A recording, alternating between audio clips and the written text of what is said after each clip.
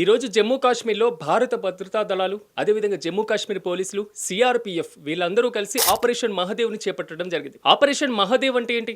భారతదేశం మీద ఉగ్రదాడి చేసినటువంటి పాకిస్తాన్లోని ఉగ్రవాదులు భారతదేశంలోని పెహల్గాంకి వచ్చి ఇక్కడ ఉన్నటువంటి 26 మంది భారత పౌరులను పొట్టను పెట్టుకున్నాయి. దానికి అపోజిషన్ గా దాదాపు భారత ప్రభుత్వం కూడా ఆపరేషన్ సింధూర్ ను చేపట్టింది.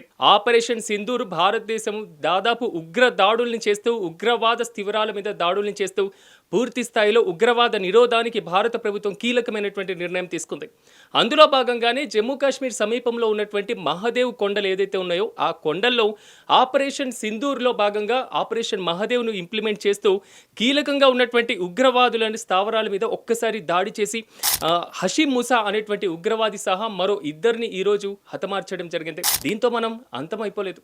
దీంతో భారతదేశం ఉగ్రదాడికి పూర్తి ప్రాసెస్ కంప్లీట్ కాలేదు.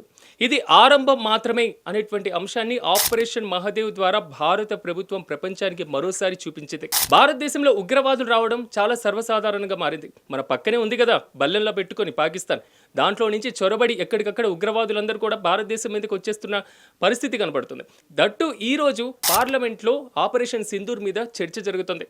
ప్రతిపక్షాలు ప్రభుత్వాన్ని వేలెత్తి చూపిస్తున్నాయి. ఏం చేసినారు? దాదాపు ఉగ్రవాదుల నిరోధానికి ప్రభుత్వం ఎలాంటి చర్యలు తీసుకుంది? భారతదేశంలో ఆపరేషన్ సింధూర్ తర్వాత ఉగ్రవాదులను ఇప్పటి వరకు ఎందుకు పట్టుకోలేకపోయారు? ఉగ్రదాడులు పహల్గాంలో జరిగినటువంటి ఘటన తర్వాత ఎందుకు మన దేశంలో డ్రోన్లున్నా శాటిలైట్లున్నా ఉగ్రవాదుల్ని పట్టుకోలేకపోవడానికి కారణం ఏంటి? IMF నుంచి పాకిస్తాన్కి నిధులు వస్తుంటే ఆ నిధుల్ని ఎందుకు మీరు అడ్డుకోవట్లేదు?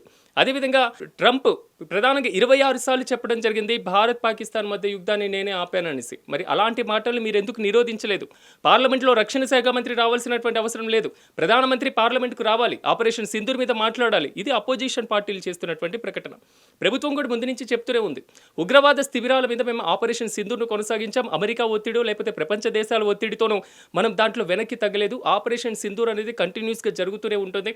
ఉగ్రదాడులు మన దేశంలో జరిగినా, POKలో జరిగినా, పాకిస్తాన్లో ఉన్న ఆ ఉగ్రవాద శిబిరాల మీద దాడి చేయడానికి మేము సిద్ధంగా ఉన్నామని ప్రభుత్వం కూడా నిర్మోహమాటంగా చాలా స్పష్టంగా చెప్తుంది.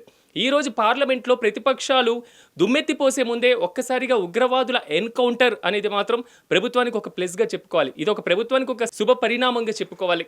ఎందుకంటే ప్రభుత్వం కీలకంగా ఆపరేషన్ సింధూర్ని ఇంప్లిమెంట్ చేస్తూనే పెహల్గాంలో జరిగినటువంటి ఉగ్ర దాడి వెనుకాల ఉన్నటువంటి ప్రతి ఒక్కరిని కూడా హతం చేసేందుకు కీలక నిర్ణయం తీసుకొని ముందుకు వెళ్తున్న పరిస్థితి మీ అందరికీ తెలిసిందే. ఏప్రిల్ 22, 2025 భారతదేశంలో జమ్మూ కాశ్మీర్లో పెహల్గాంలో జరిగినటువంటి ఉగ్రదాడి మహిళలు, చిన్న పిల్లలు అని చూడకుండా మతం గురించి అడిగి మరీ దారుణంగా చంపినటువంటి ఉగ్రవాదుల రక్తంతో భారతదేశానికి సింధూరం చుట్టడమే ఆపరేషన్ సింధూర్.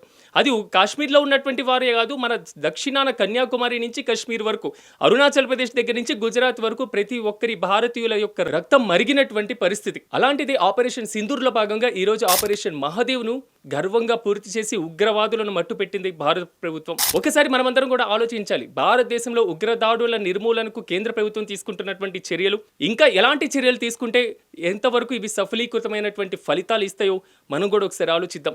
ఎలాగైనా ఈరోజు ఆపరేషన్ మహదేవ్ని పూర్తి చేసి ఉగ్రవాదులను హతం చేసిన ఇండియన్ ఆర్మీకి ఓసారి సెల్యూట్ చేద్దాం.